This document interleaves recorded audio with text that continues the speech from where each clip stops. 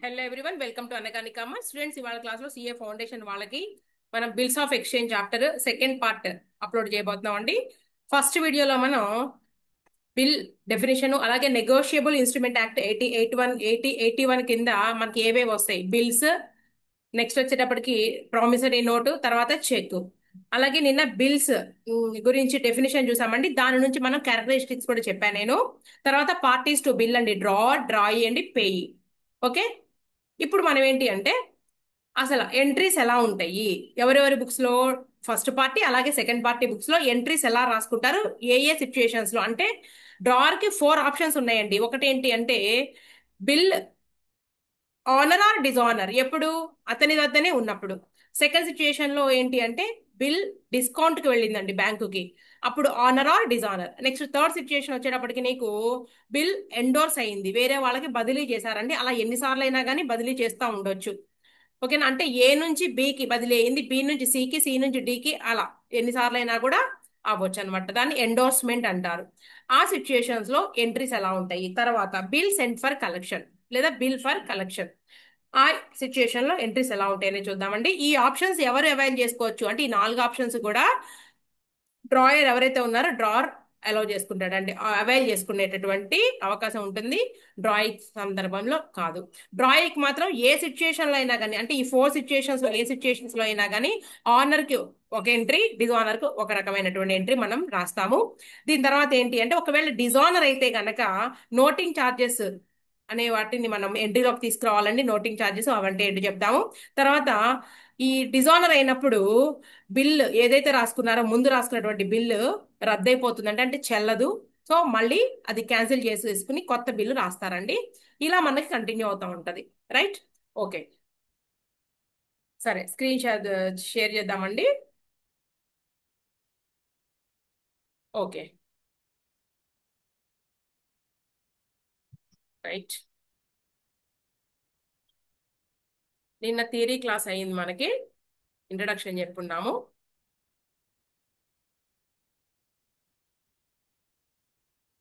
ఇదిగోండి, ఇదంతా నిన్న ఒక ఎగ్జాంపుల్ కూడా తీసుకున్నామండి. ఆప్షన్స్ కూడా చెప్పాను నేను. ఎవరికండి ఆప్షన్స్ ఉండేది? 4 ఆప్షన్స్ ఓన్లీ డ్రావర్ కి. Bill retained with the drawer, bill is discounted with the bank, bill is endorsed, తర్వాత బిల్ సెంట్ ఫర్ కలెక్షన్. ఇవన్నీ ఈ సిచ్యుయేషన్స్ లో మనకి ఆనరా డిజానరా అన్నిటి గురించి కూడా మనం ఎంట్రీస్ నేర్చుకుని రాయాల్సిందే. ఏమి ఇస్తారో మనకు ఎగ్జామ్ లో తెలియదు కాబట్టి. ఓకేనా. రైట్. నేను ఇదంతా కూడా చెప్పామండి. ఒక ఎగ్జాంపుల్ ప్రాబ్లం తీసుకున్నాము. నేను ఈ ఎగ్జాంపుల్ ప్రాబ్లం లోనే నేను మొత్తం కూడా మీకు ఎంట్రీస్ కూడా ఎక్స్ప్లెయిన్ చేస్తాను. ఇక్కడ తీసుకుందాం మనం మొత్తం. రైట్. ఇదిగోండి.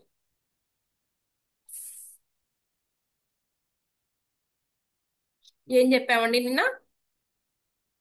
ఆన్ 1st January 2025, మళ్ళీ రాస్తున్నానండి same. 2025 x sold goods to y for rupees 10,000. Right. on the same day on the same day x drawn a bill on y for 3 months. ఇది టర్మ్ ఆఫ్ బిల్ 3 months అన్నమాట. y accepted and send it to x కి పంపించాడు. తర్వాత ఏమైందనే చూద్దాం. On maturity date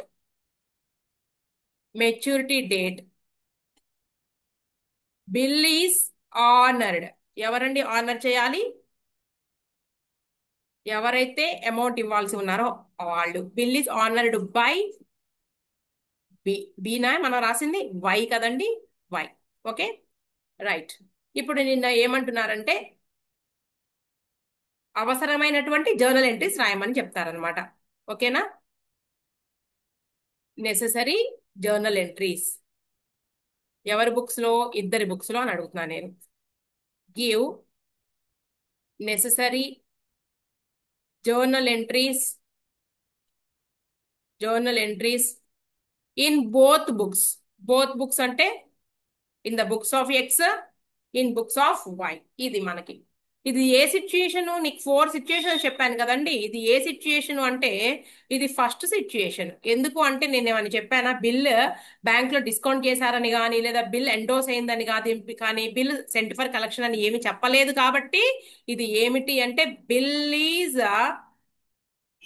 bill retained అన్నామండి. Bill retained. Bill retained with with drawer. Drawer దగ్గరే ఉన్నప్పుడు. క్లియర్? రైట్. ఆనర్ అయిందా డిజానర్ అయిందా రెండిట్లో ఏదైనా కానీ జరగచ్చు. నేను చెప్పింది ఏంటి అంటే ఆనర్ గురించి మాట్లాడు. ఓకే, ఇప్పుడు మనం ఎంట్రీ స్టార్ట్ చేద్దాము. ఇక్కడ మీరు చెప్పాలి ఎక్స్ ఎవరు అంటే ఎక్స్ డ్రావర్, వై డ్రాయి. క్లియరా? X drawer, y drawee. ఇదిగోండి ఈయన డ్రాయి. రైట్, స్టార్ట్ చేద్దాం. చూడండి మనం journal entries. Journal entries in the books of. ఇద్దరివి కూడా నేను సైడ్ బై సైడ్ చెప్పేస్తాను, అర్థమవుతుంది. ఇన్ ద బుక్స్ ఆఫ్, ఇదిగోండి ఎక్స్ ఇక్కడ రాస్తున్నాను, నేను వై ఇక్కడ రాస్తున్నాను.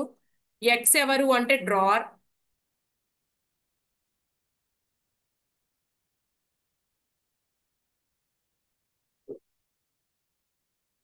ఓకే,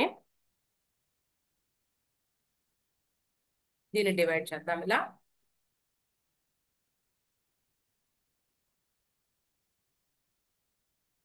రైట్,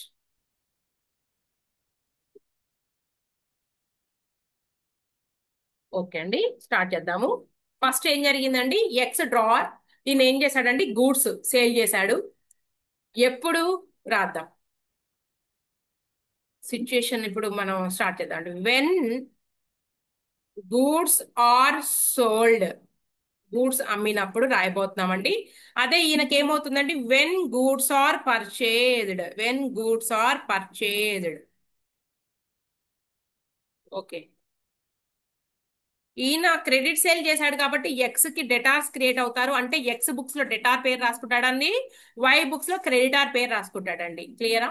ఓకే, డేట్ వచ్చేటప్పటికి నీకు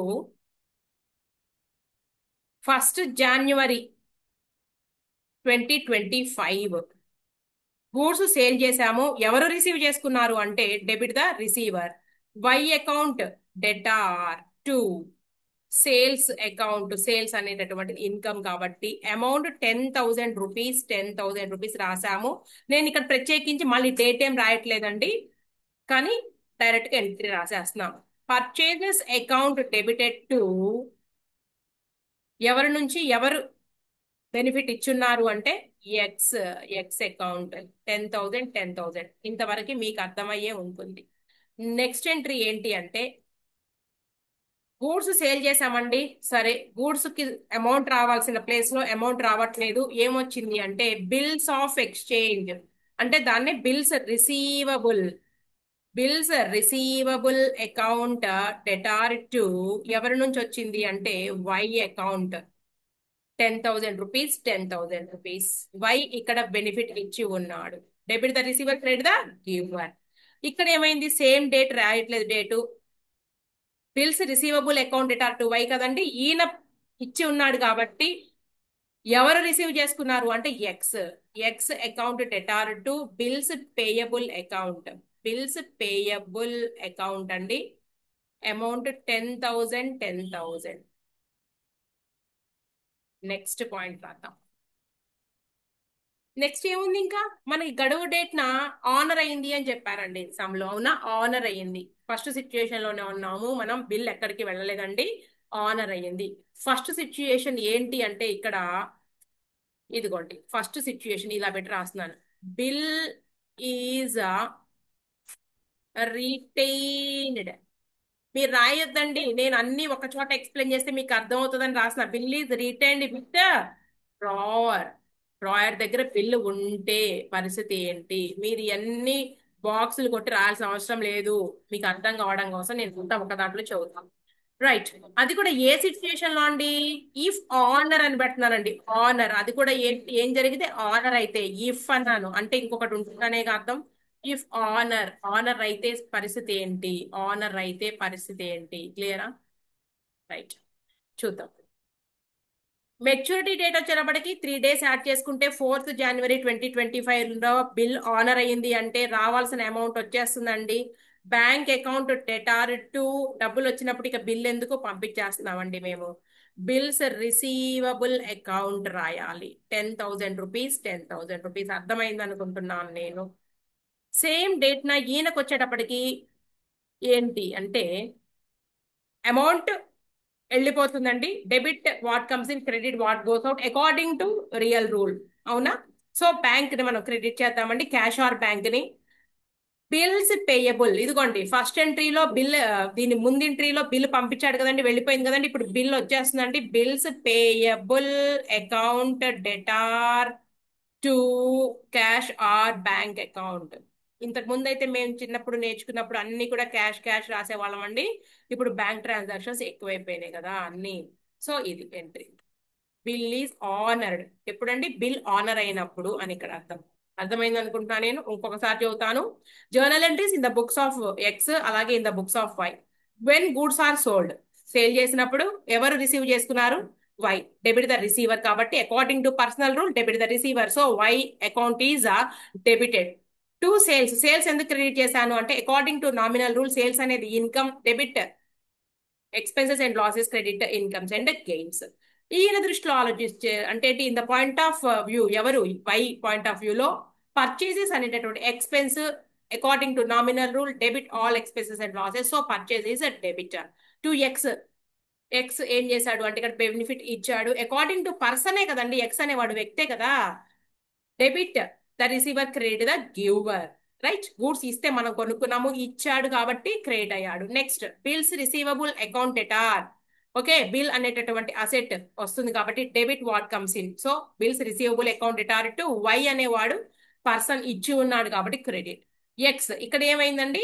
బిల్స్ పేయబుల్, ఈయన బిల్ యాక్సెప్ట్ చేసి పంపించాడు. వై రిసీవ్, ఎక్స్ రిసీవ్ చేసుకున్నాడు కాబట్టి debit the receiver according to personal rule. అంత తప్పిస్తే నేను ఎక్కడి నుంచి చేస్తున్నాం అండి మేము సబ్జెక్ట్? ఎవరైనా అదే కదా ఫాలో అయ్యేది. నెక్స్ట్ ఆనర్ అయ్యింది. 4 ఆప్షన్స్ ఏదైనా ఒకటి అవైల్ చేసుకోవచ్చు అన్నారు. మన ఫస్ట్ సిచ్యుయేషన్ లో చెప్తున్నానండి. అన్ని సిచ్యుయేషన్స్ నిన్నేం అడగరు. ఒకవేళ అడిగితే కనుక వాళ్ళే అడుగుతారండి. అన్ని సిచ్యుయేషన్స్ లో రాయమన్నప్పుడు రాయాల్సిందే. ఫస్ట్ సిచ్యుయేషన్ లో ఏంటి మనకి మెయిన్ ఏంటి అంటే ఏదో ఒకటి అడుగుతారండి. ఇక్కడ మనకి సిచ్యుయేషన్ ఏంటి అంటే bill retained with the drawer. అది కూడా ఇఫ్ ఆనర్. ఆనర్ అయితే ఏంటి అంటే అమౌంట్ వచ్చేస్తుంది. Cash or bank account debtor to డబ్బులు వస్తున్నాయండి. Cash or bank account debited to bills receivable account. ఇంకా పంపించేయాలి కదండి, బిల్లుని పంపించేసాం. ఈయన విషయంలో బిల్ వచ్చేసింది. Bills payable account debtor to ఏం వెళ్ళిపోయిందండి? Cash or bank. అంతే. క్లియర్.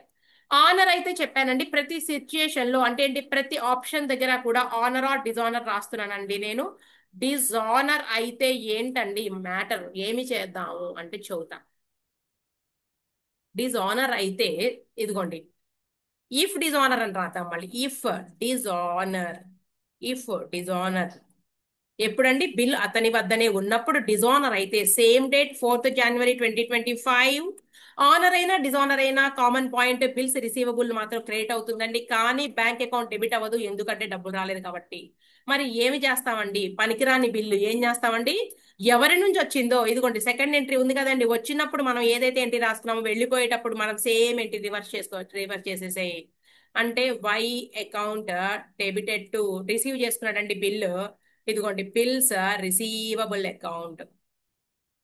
ఏమండి నోటింగ్ ఛార్జెస్ కూడా ఉంటాయి. దాన్ని నేను సెపరేట్ గా చెబుతాను. నేను ఇక్కడ మెన్షన్ చేయబోవటం లేదు, మిమ్మల్ని కన్ఫ్యూజ్ చేయను. నోటింగ్ ఛార్జెస్ కూడా ఉంటాయి, దాని గురించి సెపరేట్ గా చెప్తాను, గమనించండి. నేను ఇక్కడ చెప్పబోవటం లేదు. Y account debtor to bills receivable account అండి. సేమ్ పాయింట్ ఇక్కడేమవుతుంది అంటే ఆయన ఆనర్ చేయలేదు, డిజానర్ చేశాడు కాబట్టి, డిజానర్ చేశాడు కాబట్టి ఆయన బిల్ ఆయనకి తిరిగి వచ్చేస్తుంది. Bills payable account debtor, account debtor to ఎవరి నుంచి వస్తుంది అంటే ఎక్స్ అకౌంట్ అండి. Amount 10,000 rupees. Noting charges point ఉంటుంది, నేను ఇప్పుడు మెన్షన్ చేయబోవటం లేదు, దాన్ని సెపరేట్ గా చెబుతా. రైట్. గమనించండి. ఏంది మేడం నోటింగ్ చార్జెస్ గురించి రాయలేదు అనుకోవద్దు. క్లియర్ అండి. ఇక్కడికి ఒక సిచ్యుయేషన్ ఈజ్ ఓవర్. ఒక సిచ్యుయేషన్ అయిపోయిందండి. ఒక సిచ్యుయేషన్ అంటే ఏంటి? ఆప్షన్ ఏదైతే ఉందో ఫస్ట్ ఆప్షన్ అయిపోయింది. ఇప్పుడు నేను సమ్ మారుస్తున్నా. సమ్ ఏమి మార్చను, కానీ ఇక్కడ మారుస్తున్నానండి. ఏంటి అంటే సెకండ్ సిచ్యుయేషన్ లో సెకండ్ ఆప్షన్ అవైల్ చేసుకుంటున్నాడు. ఈసారి ఏంటంటే bill is discounted with his bank. ఈ సిచ్యుయేషన్ లో ఆనర్ అయితే ఏంటి, డిజానర్ అయితే ఏంటి? క్లియర్? రైట్. ఫస్ట్ ఎంట్రీస్ మాత్రం మారవండి. అంటే ఏమిటండి? గూడ్స్ సేల్ చేశారు, బిల్ వచ్చింది, ఇంతవరకు మాత్రం కామన్ గా ఉంటాయి. ఇప్పుడు నేను చెప్పేటటువంటి ఏ సిచ్యుయేషన్ అయినా సరే ఈ రెండు జరిగినాకే కదండి, బిల్ వచ్చినాకే కదండి అది డిస్కౌంట్ చేసుకున్నా ఎండోర్స్ చేసినా గానీ. అంటే ఏంటి? ఈ రెండు మాత్రం జరగాల్సిందే. ఈ రెండు జరిగిపోయినాయి. నేను పద్దాకా రాయని వీటిని. అర్థమవుతుందంటే ఈ రెండు కామన్. ఎక్కడి నుంచి మారుతుంది? నేను ఇక్కడ ఆప్షన్ తీసుకున్నాను చూసారా, ఆప్షన్ వన్ అన్నాను కదండి, ఆప్షన్ వన్ అన్నాను కదా, ఇప్పుడు ఆప్షన్ టూ అనబోతున్నాను నేను. అర్థమైందా? ఈ రెండు ఫస్ట్ ఎంట్రీస్ మాత్రం కామన్. చాలా ఈజీ ఇది. ఫస్ట్ స్టార్టింగ్ లో మా చిన్నప్పుడు నేర్చుకున్నప్పుడు, నేను ఇంటర్ చదివేటప్పుడు సిఈసి గ్రూప్ లో నాకు చాలా కష్టం అనిపించింది, కానీ చాలా ఈజీ, నో ప్రాబ్లం, నేర్చుకోండి. ఆప్షన్ టూ అవైల్ చేస్తున్నాడండి. ఒకవేళ ఆప్షన్ టూ చేసుకుంటే గనక ఏంటండి option two? Bill discounted with his bank. ఓకేనా? రైట్. ఓకే అండి. ఎంట్రీ ఏంటి? వచ్చింది కదండి బిల్లు. ఇదిగోండి సెకండ్ ఎంట్రీలో ఇక్కడ వరకు కామన్ కదా. ఇదిగో గీత గీసిన చూసారా, ఇదిగోండి రైట్ ఇక్కడ బిల్ వచ్చిందండి. వచ్చిన బిల్ ఇదిగో రిసీవ్ చేసుకున్నటువంటి బిల్ ఎక్కడికి వెళ్ళిపోతుందండి? బ్యాంక్ లో డిస్కౌంట్ కోసం వెళ్ళిపోతుందండి. ఇదిగోండి ఎంట్రీ, బ్యాంక్ అకౌంట్, డేట్ ఏంటి? సేమ్ డే వెళ్ళిపోయిందట, 1/1/2025. Bank account debited. డిస్కౌంట్ చెబుతా ఎంత పర్సెంటేజ్ చెప్పలా. డిస్కౌంట్ అకౌంట్ డెబిటెడ్ టు ఏం వెళ్ళిపోయిందండి? Bills receivable account. దీని వాల్యూ మాత్రం 10,000 రూపీస్ అండి. ఎంత పర్సెంటేజ్ డిస్కౌంట్ అనేది మేడం గారు ఇవ్వలేదని అనుకోవద్దు మీరు, నేను చెబుతున్నాను. Bill is discount with his bank at the rate of 6% per annum. 6% per annum. ఓకేనా? 6%, 6% చొప్పున డిస్కౌంట్ అనమాట, పర్ యానం. డిస్కౌంట్ 6% కి. క్లియర్? సరే, ఇప్పుడు వర్కింగ్ నోట్స్ ఒకటి తీసుకుంటున్నానండి నేను ఇక్కడ. పక్కన వర్కింగ్ నోట్స్, దీని పక్కన ఎంట్రీ పక్కనే వర్కింగ్ నోట్స్ తీసుకుంటున్నాను. Working notes. Bill value 10,000 rupees, percentage 6/100 into ఎన్ని నెలల ముందు వెళ్తున్నాం మేము? 3/12. గుర్తుపెట్టుకోండి, 3 నెలలు ఉందండి ఇంకా. లేదండి వాడు ఒక నెల ఆగి వెళ్ళాడు అంటే ఫిబ్రవరి నెలలో వెళ్ళాడు, డిస్కౌంట్ కోసం వెళ్ళొచ్చు అలా కూడా. అప్పుడు 2/12 అంటే మనకు ఆనర్ అవ్వడానికి ఇంకెంత కాలం ఉంది అనే దాన్ని చూసుకోవాలి. ఇప్పుడు 1వ తారీఖు వెళ్ళాడు కాబట్టి 3 నెలలు. ఇప్పుడు క్యాల్సీ తీసుకుంటున్నానండి, చిన్న చిన్నవి కూడా మనం క్యాల్సీ తీసుకుంటున్నాం అనమాట. రైట్? 10,000 ఇంటూ 6% ఇంటూ 3/12 అంటే 150 రూపీస్ అనమాట. సో 150 రూపాయలు తగ్గించుకుని బ్యాంకు వాడు ఇచ్చాడు. సో డిస్కౌంట్ ఛార్జెస్ ఎవరైతే డిస్కౌంట్ చేసుకున్నారో ఆయనకి loss according to nominal rule. Discount 150 rupees. ఓకేనా? 150 rupees. Total amount 9,850 rupees receive చేసుకున్నారండి. మరి ఈయన గారికి ఏంటండి? No entry. ఎందుకు అంటే ఆడు ఏం చేసుకున్నా వీడికి అనవసరం. వీడికి సిచ్యుయేషన్స్ ఏ లేవు కదా, బిల్ ఉంటే కదండి ఆప్షన్స్ ఉండేది. కాబట్టి ఈయన ఆనర్ చేస్తే ఒక ఎంట్రీ, ఏ ఎంట్రీ ఆనర్ చేస్తేనేమో ఇదిగోండి ఈ ఎంట్రీ, డిజానర్ చేస్తేనేమో ఈ ఎంట్రీ. అంతే. ఎందుకు అంటే ఈయనకి సిచ్యుయేషన్స్ ఏ ఉండవు, ఆప్షన్స్ ఉండవు. ఎందుకు అంటే బిల్ ఈయన దగ్గర లేదు కాబట్టి. బిల్ ఎవరి దగ్గర ఉంటే వాళ్ళకే ఉంటుంది. ఆ బిల్లుని ఏమైనా చేసుకోవచ్చు. క్లియరా? ఓకే. ఇప్పుడు ఏం చేద్దాము అంటే ఈ ఆనర్ రెండు రకాలు కదా, ఆనర్ ఆర్ డిజానర్ రెండే, ఇంకో మూడోదే లేదు. ఈ ఆనర్ అయితే ఎంట్రీ ఏంటి? ఎప్పుడు 4/4/2025 ఆనర్ అయితే ఎంట్రీ ఏంటి? ఎంట్రీ ఏంటి అంటే నో ఎంట్రీ. ఎందుకు madam no entry? Already amount తీసుకొచ్చేసుకోడండి. 10,000 రూపాయలు, ఒక 150 రూపాయలనేమో డిస్కౌంట్ కి ట్రాన్స్ఫర్ చేశాడు. 9,850 రూపీస్ ఏమో అమౌంట్ వచ్చినట్టు రాశాడంటే ఎన్నిసార్లు రాసుకుంటాడండి? మళ్ళీ రాసుకుంటే ఏమవుతుంది? Cash or bank account at or to రాసుకోకూడదు కదా. ఎందుకు అంటే ఆల్రెడీ రాసేసుకున్నాడు. మరి ఏమవుతాయండి? అవతల వాడు ఇచ్చిన డబ్బులు బ్యాంకుకి వెళతాయి. బ్యాంకు వాడు నేరుగా వసూలు చేసుకుంటాడండి. అర్థమవుతుందండి? బ్యాంకు వాడు నేరుగా ఎవరి దగ్గర నుంచి వసూలు చేసుకుంటాడు అంటే డ్రాయీ దగ్గర నుంచి. క్లియర్? రైట్. ఇప్పుడు ఈయన గారికి ఏంటి? ఆనర్ అయితే ఎంట్రీ ఉందా? ఉంది. ఏంటా ఎంట్రీ అంటే ఇదే ఆనర్ చేస్తే ఇక్కడ చేశాడు కదా, ఇదిగోండి యారో మార్క్ వేసాను ఇక్కడ, చూసారా యారో మార్క్? ఇదిగో ఆనర్ చేస్తే ఆనర్ ఎంట్రీ అండి ఇది. ఇదిగో ఆనర్ అయితే ఈ ఎంట్రీ ఆనర్, డిజానర్ అయితే ఇది. ఎప్పుడైనా ఇదే పాట పాడండి, ఏమీ బాధ లేదు కదా మనకి. రెండో వాడిది ఆనర్ చేశాడు అంటే ఆలోచించండి, ఏముంది? డబ్బులు పంపించాడు. ఆనర్ చేశాడంటే ఏంటండి? ఆయన బిల్లు ఆయనకు వచ్చేసింది, అమౌంట్ పంపించాడు. సో బిల్స్ పేయబుల్, ఈయన దృష్టిలో బిల్స్ పేయబుల్ అనాలి కదా. Bills payable account debtor to ఏమి ఇచ్చేసాడండి ఆయన? Cash or bank account. అంతే. 10,000 రూపీస్. మనకి బాధే లేదు ఈయన విషయంలో, ఎందుకంటే ఆనర్ అయితేనేమో ఈ ఎంట్రీ. రైట్. మరి డిజానర్ అయితే ఏంటండి? ఇదిగోండి ఇఫ్ డిజానర్. ఏమండి మీకు పరీక్షలో ఇదో అదో ఏదో ఒకటే చెబుతారు, అంతేగాని రెండు కాదు, ఏదో ఒకటే చెప్తారు. 4/4/2025 డిజానర్ అయితే ఎంట్రీ ఏంటంటే, ఓకే ఇక్కడ ఏం రాశారండి మీరు? డిజానర్ అయితే మైండ్ తో ఆలోచించండి. ఎక్కడి నుంచి వచ్చిందో బిల్లు అక్కడికి వెళ్ళిపోయింది. Y account debtor to bills receivable account. ఇప్పుడు కూడా వైకే వెళ్ళిపోతుంది. చూడండి ఇప్పుడు కూడా అదే రాయాలి. వై అకౌంట్ డెటార్ టు బ్యాంకుకి అమౌంట్ ఈయన పే చేస్తాడండి. సో ఎవరికైతే మనం ఎవరికైతే మనం ఆ బిల్లుని పంపించి అమౌంట్ వసూలు చేస్తున్నామో, సో ఆ బ్యాంక్ అకౌంట్ ఏదైతే ఉందో మనం ఇక్కడ క్రెడిట్ చేసుకుంటూ రాసుకుంటాం అన్నమాట. Y account debtor to bank account 10,000 rupees మొత్తం టోటల్ అమౌంట్ రాయాలండి. ఓకేనా? Y account debtor to bank account అంటే ఆయన పే చేయలేదండి, ఆయన తరపున ఈయన పే చేశాడు. వై అకౌంట్ ని ఎందుకు డెబిట్ చేశాము అంటే వై అనేవాడు మనకేంటి అంటే, మనం వై అనే వాటి నుంచి మనకి అమౌంట్ రావాల్సి ఉంది. వై అనే వాటి నుంచి మనకి అమౌంట్ రావాల్సి ఉందండి. వై అకౌంట్ డెటార్ టు మనం బ్యాంక్ అకౌంట్ రాసుకుంటాము. క్లియరా? అంతేగాని Y account debtor to bills receivable రాయకూడదు.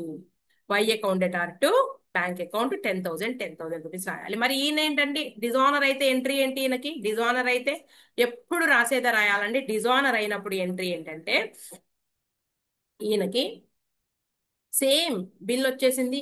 Bills payable account debtor to ఎవరి నుంచి వచ్చిందో అదే రాసుకుంటాడండి. ఎవరి నుంచి వచ్చిందంటే ఎక్స్ అకౌంట్. ఇది మార్పు లేదు. పైన నువ్వు ఎలా రాసావో ఇలాగే, అంతే. కొంచెం మనం ఆలోచించాల్సింది ఇక్కడే. నోటింగ్ ఛార్జెస్ మ్యాటర్ వచ్చినప్పుడు మళ్ళీ చదువుతాం. క్లియరా? Y account debtor to bank account. Next అయిపోయిందండి. సెకండ్ సిచ్యుయేషన్ కూడా అయిపోయింది. థర్డ్ ఏమై ఉంటుంది ఆప్షన్? థర్డ్ ఇంకో ఆప్షన్ ఏది అవైల్ చేసుకోవచ్చు? మూడోది ఏంటంటే bill is endorsed in favour of his creditors. Endorsement జరిగింది. రైట్. ఓకే రాద్దాం. ఆనర్ అయిందా డిజానర్ అయిందా? ఇక్కడ కూడా honour or dishonour, or dishonour. Okay రాద్దాం. డేట్ 4/4/2020. సారీ, మనం ముందు ఏంటంటే ఆప్షన్ 3లో ఉన్నాం కదా. ఆప్షన్ 3 ఇక్కడ రాద్దాం. ఆప్షన్ 3 ఏంటంటే అది బిల్ ఈజ్ ఎండోర్స్డ్. ఏంటి? 1/1/2025 నే ఎండోర్స్ చేసేసారండి. ఎవరికి అంటే ఎండోర్సీ అంటారండి. ఎవరు? ఇందాక బ్యాంక్ లో డిస్కౌంట్ చేస్తే bank account debtor, discount account debtor to bills receivable రాసామండి. ఇప్పుడు ఎండోర్సీ ఆయన పేరు ఏదైతే అది ఇక్కడ నేను ఏమి చెప్పలేదు కాబట్టి ఎండోర్సీ. ఎండోర్సీ DORSEE ఎండోర్సీ అకౌంట్ నేమ్ ఇస్తే నేమ్ రాయాలి. ఏమంటారు? XY కదండి, వీళ్ళు జెడ్ అంటారు అంతే. ఎండోర్సీ అకౌంట్ డెటార్ టు ఏం వెళ్ళిపోయింది? బిల్స్ రిసీవబుల్ అకౌంట్ 10,000 రూపీస్ కి. ఓకే ఈయనకి no entry. No entry. Right. Next 4/4/2025 if honour, if honour, honour అయితే ఎంట్రీ ఏంటి? No entry. సేమ్ ఇందాకట్లాగనే నో ఎంట్రీ, ఎందుకంటే ఆల్రెడీ బెనిఫిట్ తీసేసుకున్నాడు కాబట్టి నో ఎంట్రీ. మరి ఇక్కడ ఏంటండి, మనకి ఎప్పుడు ఒకటే పాట పాడాలి ఏంటి అంటే, బిల్ వచ్చేసింది, bills payable account debtor to, ఎవరి నుంచి మనకి ఏం పంపించాడండి ఈయన, క్యాష్ ఆర్ బ్యాంక్ అకౌంట్ రాయాలి. ఇక్కడ రాసుకోకూడదండి, ఆ అమౌంట్ ఎండోర్సీకి వెళ్ళిపోతుంది కాబట్టి ఆల్రెడీ మనం తెచ్చాం కాబట్టి మనకి ఎంట్రీ రాదు. ఒకవేళ ఇఫ్ డిజానర్, డిజానర్ అయితే అవతల వ్యక్తి గనక ఆ బిల్లుని ఆదరించాలా అంటే డబ్బులు పే చెయ్యాలా, చేయనప్పుడు సేమ్ ఇక్కడ ఏం రాశారండి మీరు, ఇదిగోండి ఇఫ్ డిజానర్ అన్నప్పుడు ఇక్కడ ఏం రాసాం మనం, ఇదిగోండి ఇక్కడ, ఇదిగోండి ఇక్కడ ఏం రాసామండి, అదే Y account debtor to bank రాసాము, ఇక్కడ Y account debtor to endorsee. 4/4/2025 Y account debtor అంటే వై నుంచి అమౌంట్ రావలసి ఉంది. అదవుతుందా, Y account debtor to endorsee పేరు రాసుకో, ఎండోర్సీ అకౌంట్ 10,000 10,000 ఇఫ్ డిజానర్ అన్నమాట. ఈయన విషయంలో ఏంటి, ఎప్పుడు ఒకటే, బిల్ వచ్చేసింది, bills payable account debtor to ఎవరి నుంచి వచ్చింది, ఎక్స్ నుంచి వచ్చింది అంతే. నోటింగ్ ఛార్జెస్ ఉన్నప్పుడు చదువుతా, ఏ అయిపోయింది. నెక్స్ట్ ఈ సిచ్యుయేషన్ కూడా కంప్లీట్ అయిపోయిన తర్వాత నెక్స్ట్ ఫోర్త్ సిచ్యుయేషన్ ఏంటి అంటే, ఇదిగోండి fourth situation, bill, bill send for collection, bill send for collection. ఇక్కడ కూడా మళ్ళీ honour dishonour, honour and dishonour చూద్దాం. ఇప్పుడు నీకు ఒకటే పాయింట్ గుర్తుపెట్టుకోండి, ఈ టూ సిచ్యుయేషన్స్ లో బిల్ అనేది అంటే ఏంటి, వేరే వాళ్ళకి ఎండోర్స్ చేసి అలాగే మనం వేరే చోట అంటే బ్యాంకుకి పంపించి బెనిఫిట్ అవైల్ చేసుకుని ఉన్నాడు, బెనిఫిట్ పొంది ఉన్నాడు. కానీ ఈ ఫస్ట్ సిచ్యుయేషన్ అలాగే ఈ ఫోర్త్ సిచ్యుయేషన్ లో ఏంటి అంటే, ఇక్కడ బెనిఫిట్ ఏం కాదండి, ఈయన అమౌంట్ ని ఆ, ఆయన దగ్గరే ఉంది, ఎక్కడికి కూడా వెళ్ళలేదండి. కాకపోతే ఇక్కడేమో అమౌంట్ వచ్చేదాకా ఆయన దగ్గర అట్టి పెట్టుకున్నాడు. ఇక్కడ అంటే అమౌంట్ రావడం అంటే ఇక్కడ ఏంటి, గడువు తేదీ వరకు, డ్యూ డేట్ వరకు అమౌంట్ ఆయన దగ్గర అట్టి పెట్టుకున్నాడండి. ఇక్కడ మాత్రం ఆయన దగ్గర లేదు, ఎక్కడికి వెళ్ళిందంటే బిల్ సెంట్ ఫర్ కలెక్షన్. ఆయన బిజీగా ఉండి అలాంటి బిల్లులు చాలా ఉండడం వల్ల ఆయన కన్ఫ్యూజ్ అవుతాడు. అలాగే ఏ బిల్లు ఏది ఉందా ఏంటి అనే దాంట్లో ఆయన అంటే ఏంటి, టైం ఉండకపోవడం వల్ల కానివ్వండి, ఆ ఆ పనిని ఎవరికి అప్పచెప్పారంటే బ్యాంకుకి అప్పచెప్పాడు. అంటే ఈ రెండు సిచ్యుయేషన్స్ లో కూడా ఎవరు అంటే ఒక రకంగా హోల్డర్ ఆఫ్ ది బిల్ ఎవరు అంటే ఈ డ్రాయరే, ఈ ఫస్ట్ పార్టీ ఎవరైతే ఉన్నారో ఆయనే. So bill sent for collection అన్నప్పుడు కూడా ఎంట్రీస్ చూడండి ఒకసారి. ముందైతే ఎంట్రీ రాయాలి బిల్ వెళ్ళినందుకు. ఇక్కడ వరకు దీన్ని క్లోజ్ చేసేద్దామండి. ఫోర్త్ ఆప్షన్ తీసుకుంటున్నా నేను, ఆప్షన్ 4.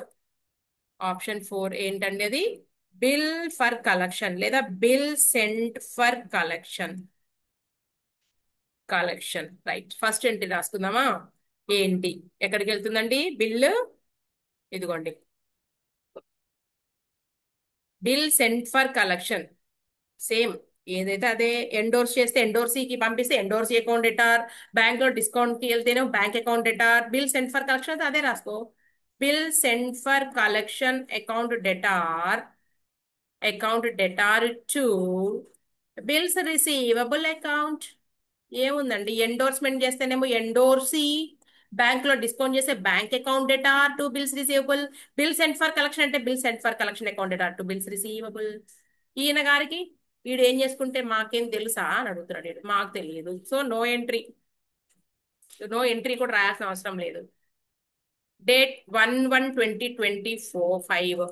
నెక్స్ట్ ఇప్పుడు ఏంటి, 4/4/2025 ఏం జరిగింది, ఒకవేళ ఆనర్ అయితే, ఇఫ్ ఆనర్, ఆనర్ అయితే ఎంట్రీ ఏంటి, ఆనర్ అయితే అమౌంట్ వచ్చినట్టు రాసుకుంటారండి. ఇదిగోండి ఏంటంటే, cash or bank account debtor, cash or bank account entry వస్తుంది, బ్యాంక్ అకౌంట్ డెటార్ టు ఏమని రాస్తామంటే, ఇక బిల్స్ రిసీవబుల్ అనకూడదు, బిల్ సెండ్ ఫర్ కలెక్షన్ అనాలి, కలెక్షన్ అకౌంట్ అనాలి. 10,000 రూపీస్, 10,000 రూపీస్. ఆనర్ అయితే ఈయన గారికి ఒకటే పాట ఏంటండి, బిల్ వచ్చేసింది, బిల్స్ పేయబుల్ అకౌంట్ డెటార్, డబ్బులు ఇచ్చేసాను, క్యాష్ ఆర్ బ్యాంక్ అకౌంట్ అయిపోయింది. ఒకవేళ డిజానర్ అయితే ఇఫ్ డిజాన్ ఓకే, ఎవరికి వెళ్ళిపోతుంది అది? Y account debtor to bill send for collection. అదే ఎండోర్స్మెంట్ లో ఎండోర్సి, అవునా, క్రెడిట్ చేసాము. అదే బ్యాంక్ లో డిస్కౌంట్ చేస్తే టు బ్యాంకు. ఏముందండి, ఎంత ఈజీగా ఉంది. పెద్ద డెప్త్ గా ఆలోచించి మనం నేర్చుకోవాల్సిన అవసరమే లేదు.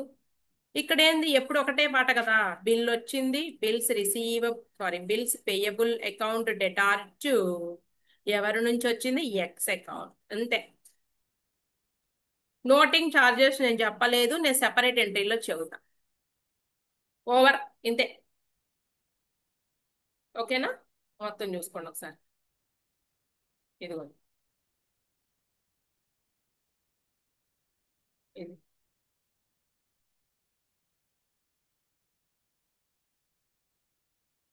ఇదే మాదిరిగా నేర్చుకోండి, చాలా చాలా ఈజీగా మీరు రాస్తారు. కాకపోతే అకామిడేషన్ బిల్స్ ఇస్తున్నారు, అకామిడేషన్ బిల్ రాసినా కూడా మనకి ఏంటంటే బేస్ ఇదే. ఓకే, మాకు ఒక్క అరుస్తుంది. రైట్, మనకి దీనికి సంబంధించి ఏమైనా ప్రాబ్లమ్స్ కవర్ అయినాయేమో చూద్దాం. ఇప్పటివరకు నేనేం చెప్పానో దాని గురించి చెప్తున్నాను. ఇవన్నీ ఎంట్రీస్ అండి. ఇంకో ఇలా రాయాలని చెప్తున్నారు. Record of bills of exchange and promissory note. ఏదైనా సరే ప్రామిసరీ నోట్ అని మన పరీక్షలో ఇచ్చినా కూడా మనం బిల్స్ ఆఫ్ ఎక్స్చేంజ్ అనే రాస్తామండి. బిల్స్ రిసీవబుల్, బిల్స్ పేయబులే రాయండి. ప్రామిసరీ నోట్ అకౌంట్ డెటార్ అనొద్దు. సో, ఇవంతా అయిపోయింది కదా. ఒక ప్రాబ్లం ఇల్లుస్ట్రేషన్ చూద్దాము. రెన్యువల్ ఆఫ్ బిల్ అది వచ్చినప్పుడు చదువుతా. రిటైర్మెంట్ చదువుతా. ఫస్ట్ రైట్, ఇల్లుస్ట్రేషన్ 1 చూద్దామా. Mrs Sujana receives 2 bills from Aruna dated. 2 bills అంట. 1st January 2022 ఫర్ 2 months, 2 నెలలు. ఇది term of A bill. The first bill is for 10,200 and the second bill is for 15,000 rupees. The first bill is discounted immediately with the bank for 10,000 rupees and the second bill was endorsed in favor or ఎవరు, Mr Sri, on 3rd January 2022. ఇందాక endorsee అన్నాను కదండి, ఆయన పేరు mister Sri. Pass the necessary journal entries in the books of Sujatha. Right, ఇక్కడ 2 bills అన్నారండి. ఈ options ఏం గోలెందుకు, 2 బిల్స్ లో ఒక బిల్లునేమో ఏమంటున్నారండి, ఒక బిల్లునేమో the first bill is discounted immediately, discount చేశారు ఫస్ట్ బిల్లుని. రెండో బిల్లునేమో ఎండోర్స్ చేశారట. ఇంతకీ ఆనర్ అయిందా, దిట్ ఈజ్ ఆనర్ అయిందా? ఏమన్నారు, ఏమనలేదా? ఆనర్ అయినట్టే తీసుకుందాం మనం, ఏమీ చెప్పలేదు కాబట్టి. క్లియరా? Right, in the books of Sujata. ఇద్దరు బుక్స్ లో రాయమన్నారా, ఒకళ్ళ పుస్తకాల్లోనే రాయమన్నారండి?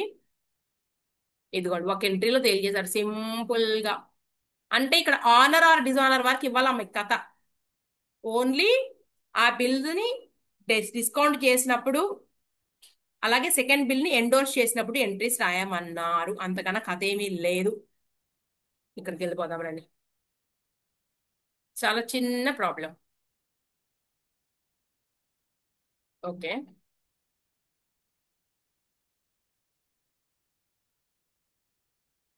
ఓకే, ఫార్మాట్ అండి ఇది.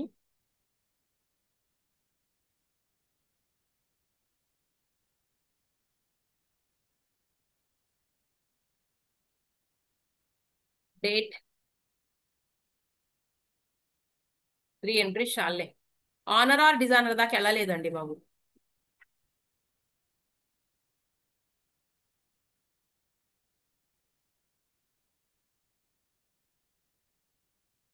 Right, journal entries in the books of,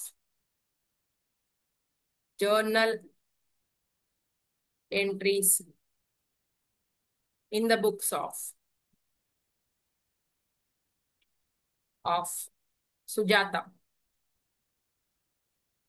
amount rupees, debit amount credit amount రాయాలి అసలు అయితే. Debit credit rupees, right. Date, particulars తెలిసేగా. 1/1/2022 ఎల్ఎఫ్ కాలం కూడా తీసుకున్నారండి, తీసుకుందాం మనం కూడా.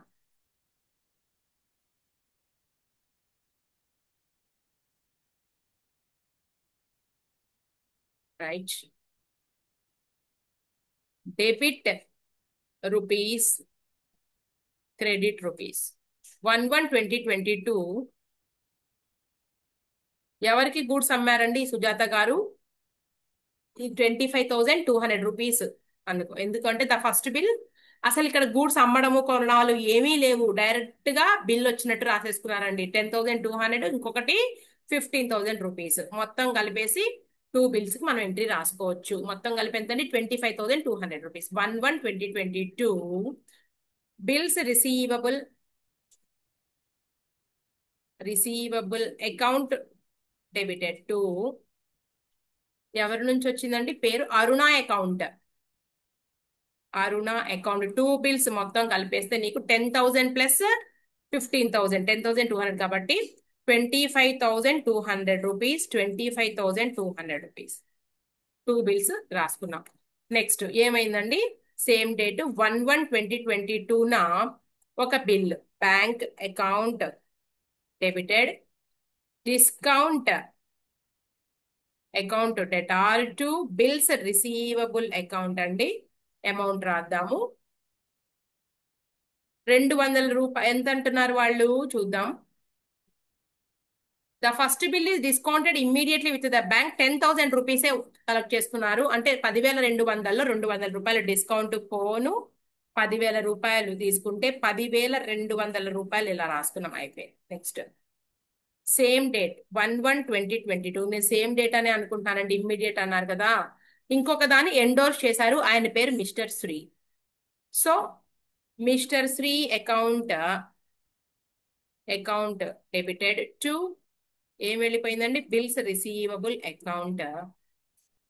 Second bill 15,000 rupees. ఇంతే, సింపుల్ గా చెప్పేశారండి. రైట్, అయిపోయింది. తీసేయండి. Next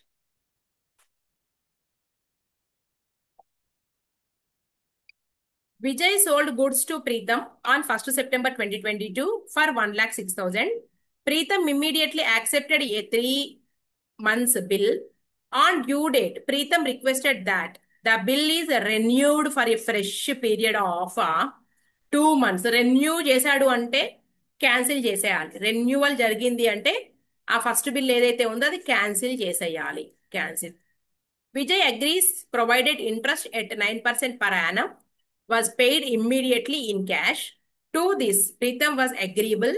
The second bill was met on due date. Give journal entries in the books of Vijay and Pritham. Okay. ఇక్కడ సిచ్యుయేషన్ మారిందండి. మనం ఇక మిగిలింది నెక్స్ట్ క్లాస్ లో కంటిన్యూ చేస్తాను నేను. అంటే నెక్స్ట్ క్లాస్ లో ఏం చెప్పుకోవాలి అంటే మనం ఇదిగోండి,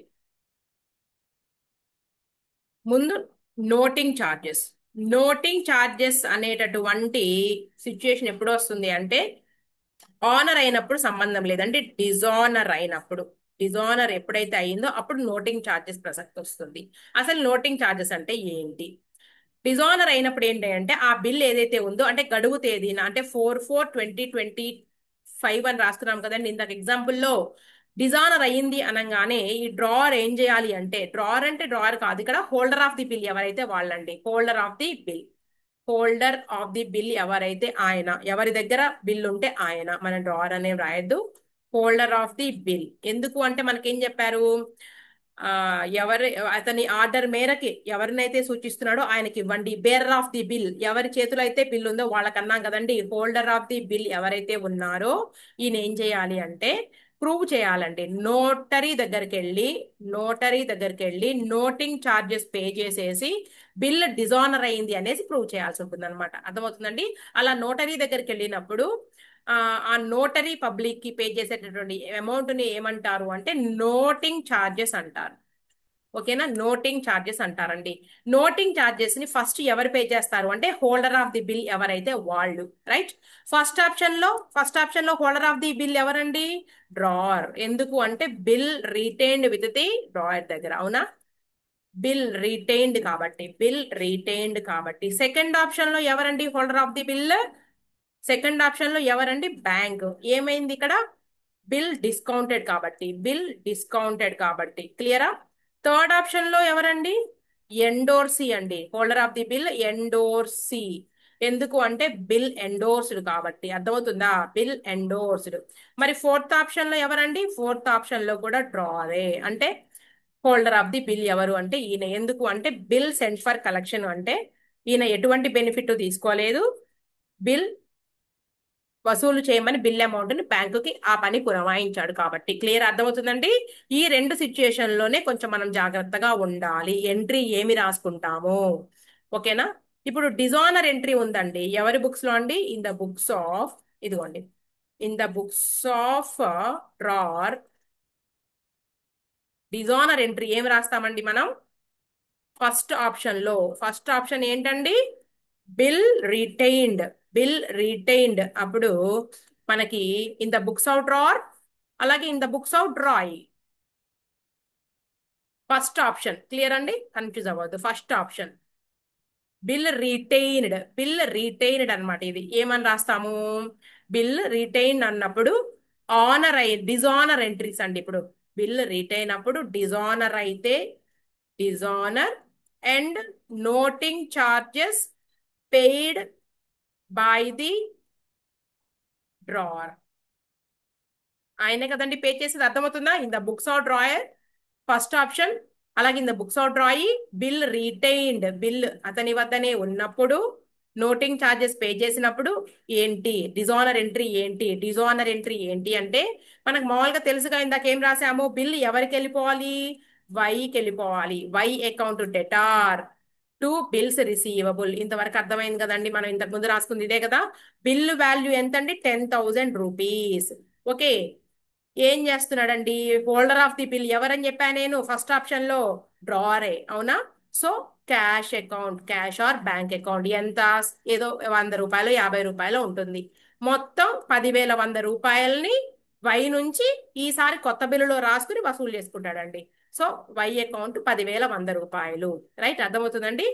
ఇలా రాసుకోవాలి మనం. ఇందాక నేను చెప్పిన ఎంట్రీస్ లో ఆనర్ లో ఓన్లీ ఇంతవరకే రాసాం మనం. ఎంతవరకు రాసాము ఎంట్రీ? ఇదిగో ఇంతవరకే రాసాం మనం. ఇంతవరకే రాసాం. నేను సెపరేట్ గా చెప్తానన్నాను. నేను ఇప్పుడు సెపరేట్ గా చెప్పాను. నేను Y account at are to bills receivable 10,000, to cash 100. ఎందుకు అంటే ఈ క్యాష్ ఏంటి అంటే నోటింగ్ ఛార్జెస్. ఇది ఎందుకు రాసాము అంటే నోటింగ్ ఛార్జెస్ ఎవరు పే చేశారు అంటే ఎవరి దగ్గర బిల్ ఉంటే వాళ్ళు. ఫస్ట్ కేసులో మనకు ఫస్ట్ ఆప్షన్ లో డ్రావర్ దగ్గరే ఉంటుంది కాబట్టి డ్రావర్ పే చేశాడండి. చెప్తాను దాని గురించి కూడా మనం చదువుకుందాం. సరే, మరి ఈయనకేందండి పాపం, వాడు కదా రీజన్ డిజానర్ అవ్వడానికి. ఎవరు రీజన్? డ్రాయి రీజన్ కదండి. ఈయన ఎందుకు ఇవ్వాలి అంటే ఫస్ట్ అయితే ఈయన ఇస్తాడండి. ఇనీషియల్ గా ఈయనే ఇస్తాడు, కానీ నెక్స్ట్ అది ఎవరిది నుంచి వసూలు చేసుకుంటాడంటే చూడండి. డిజానర్ అయితే ఏమని రాస్తామండి? Bills payable account debtor 10,000 rupees to ఎవరి నుంచి వచ్చేస్తుందంటే అది ఎక్స్ అకౌంట్ రాసుకుంటాం కదండి. నోటింగ్ ఛార్జెస్ ఇనిషియల్ స్టేజ్ లో ఈయన అమౌంట్ ఈయన దగ్గర నుంచి వెళ్ళిపోయినా కూడా ఆ ఎక్స్పెన్స్ ఏదైతే ఉందో దాన్ని బేర్ చేయాల్సినటువంటిది ఎవరు అంటే డ్రాయీనే. So noting charges account debtor అని రాస్తారు. Debtor 1,000 rupees. According to nominal rule debit all expenses and losses. So noting charges debit చేసుకుంటూ ఇలా రాస్తున్నారు. ఇలా రూల్స్ గుర్తుపెట్టుకుంటే ఏ ఎంట్రీ అయినా రాస్తాం. ఇంతేనండి. ఇది ఎప్పుడు డిజానర్ అయినప్పుడు నోటింగ్ ఛార్జెస్ పే చేసి ఆ డిజానర్ గల అవ్వడానికి గల కారణాలు ఏవైతే ఉన్నాయో వాటిని నోటరీ పబ్లిక్ దగ్గర నోట్ చేసుకోవాలి. అందుకు గాను ప్రూవ్ చేసుకోవాలన్నమాట. అందుకు గాను notary charge notary public pay చేసేటటువంటి అమౌంట్ ఏదైతే ఉందో దాన్ని నోటింగ్ ఛార్జెస్ అంటారు. అది ఇనిషియల్ స్టేజ్ లో ఫస్ట్ ఎవరైతే ఎవరు చేస్తారు అంటే ఎవరైతే హోల్డర్ ఆఫ్ ది బిల్లో ఆయన చేస్తారండి. అందుకని అతని దగ్గర నుంచి అమౌంట్ వెళ్ళిపోయింది కాబట్టి క్యాష్ అని రాసాము. అది అల్టిమేట్లీ ఎవరి నుంచి రిసీవ్ చేసుకుంటాము అంటే నోటింగ్ ఛార్జెస్ ని డ్రాయి నుంచి. ఎందుకంటే ఆ డిజైనర్ కి రీజన్ ఎవరు అంటే డ్రాయి కాబట్టి ఇలా రాస్తాం. ఇది ఎప్పుడు? బిల్ రిటైన్ ఇతని దగ్గరే ఉన్నప్పుడు.